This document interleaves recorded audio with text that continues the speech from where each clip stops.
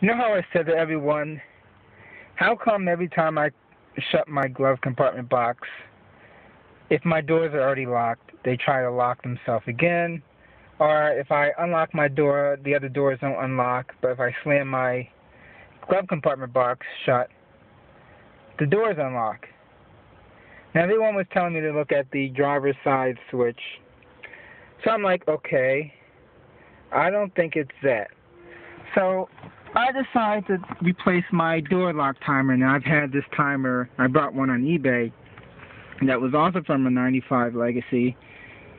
And I finally looked at the factory service manual and saw how kind of easy it is to replace. So now that I'm actually able to touch it, I noticed something interesting here. Every time I touch it, the locks will, how do you say, it's not really the word I want to use, like command to whatever the driver's side door is doing. So if I just shake it here, you'll hear the doors like trying to keep unlocking. That screw, or clip fell out. I'm sure, I don't know if you can hear it. But every time I shake this, the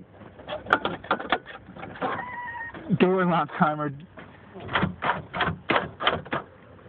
yeah, see, if you shake it, it's like, there's like a relay clicking in there, like goes crazy sometimes. I don't know if it's bad connection or whatever, but I'm going to take it out and try the other one that's been sitting in the house for about 5 months. So hopefully that'll fix this annoying issue, very annoying issue.